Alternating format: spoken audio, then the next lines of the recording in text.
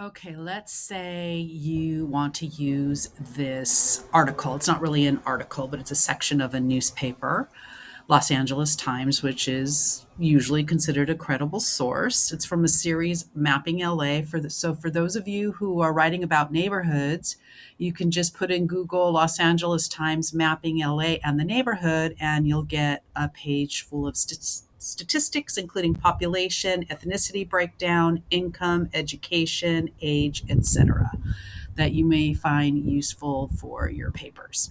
So let's say you want to cite this page in your paper. So what you do is you copy the URL, and now we're going to move over to a citation generator. They're pretty much all the same. You'll probably have to put up with ads and that type of thing.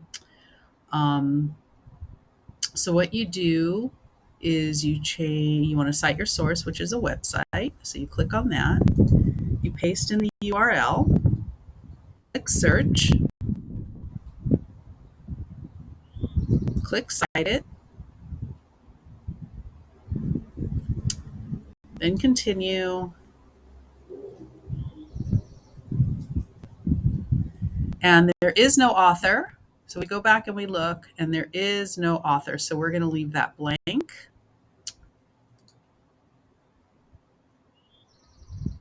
And it did not capture the publication date. So now we have to go back and look for it. Let's see if we have any kind of date information at all. We have to scroll down. Sometimes it'll be at the bottom of the page. So let's see.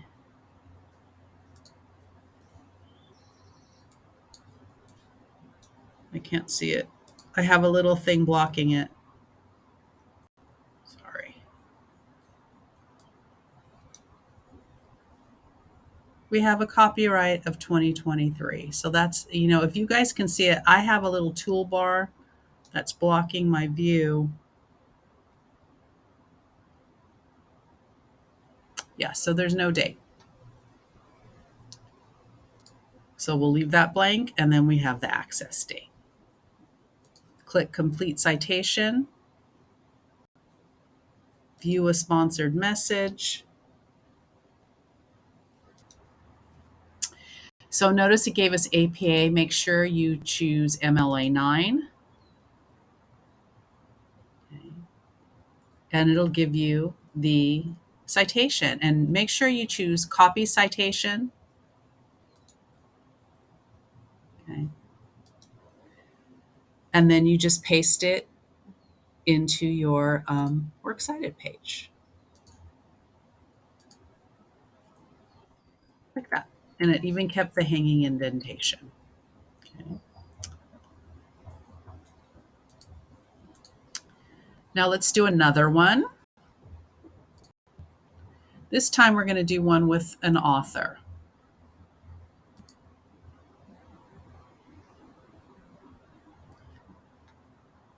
So let's say you're going to use this article from the Los Angeles Times on gentrification.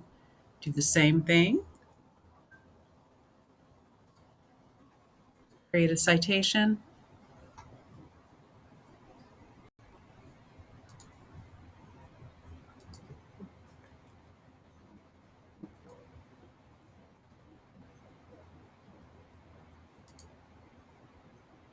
And then we have to double check, make sure it picked everything up. It did not pick up the author, but we know there is one. So it's Vicky Vertes. So we have to put in the name manually.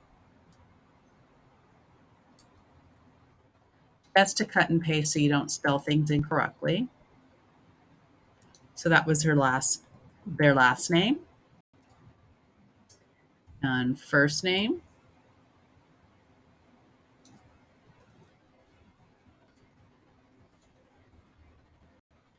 Okay. So notice in the LA Times article, it's first name and then the last name. But when you're citing it, it's last name first. Complete citation. It's an MLA 9. And there it is. But notice, look what it did. It did it in all capital letters. So we're going to copy the citation, go to our works cited, paste it in, but we have to fix it because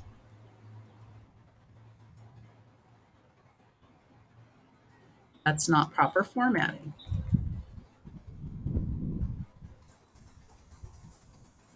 Okay? And it's also it's an alphabetical order.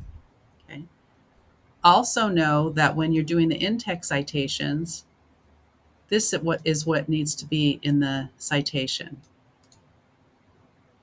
Sorry. Whatever your source is cited by on the works cited page,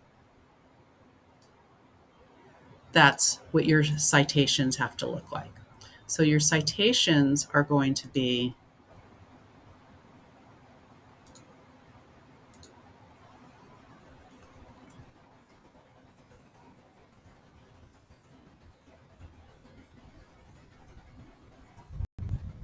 for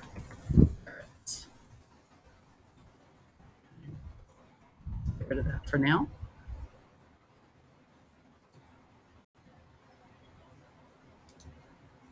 It's always good to double check with the OWL at Purdue. It tells you exactly what's supposed to be in your works cited page. So here's the breakdown. The basic information is here. And then it gives the individual examples, citing an entire website, department website, page on a website, et cetera, et cetera. And you have all these choices here. I know it's overwhelming, but you'll get used to it. Now let's say here's your paper. Let's go back to this page with all these statistics. And what I'm going to say about statistics is, what happened to the Highland Park? Let's go back.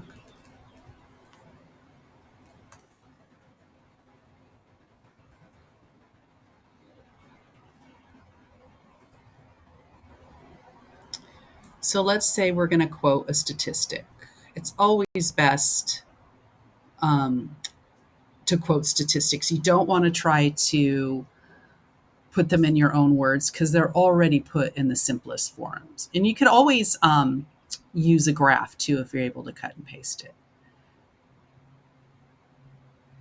So let's say you're going to use this in your paper for whatever reason.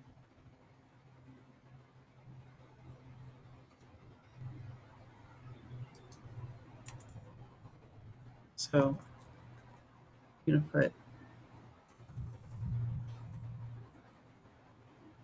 here's your statistic. Let's see. And then you cite it.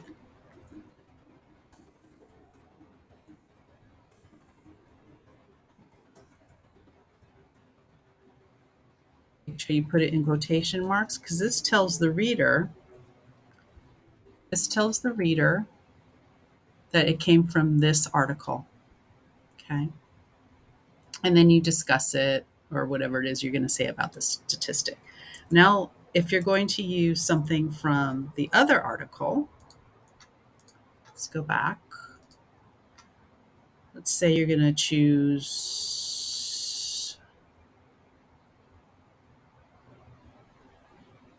anything here.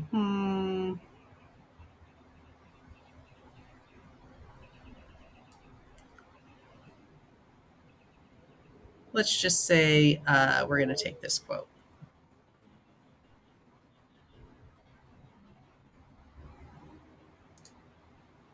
Then we say, according to Vicky Barrett's,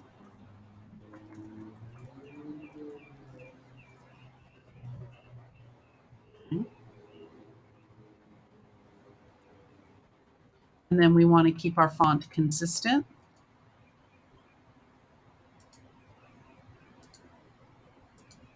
Remember, there's no bold or underlining in MLA format. Okay, so the formatting is a little weird, but ignore this for now. The main point is whatever is here, however your source is cited on the works cited page, that's how you do the in-text citation.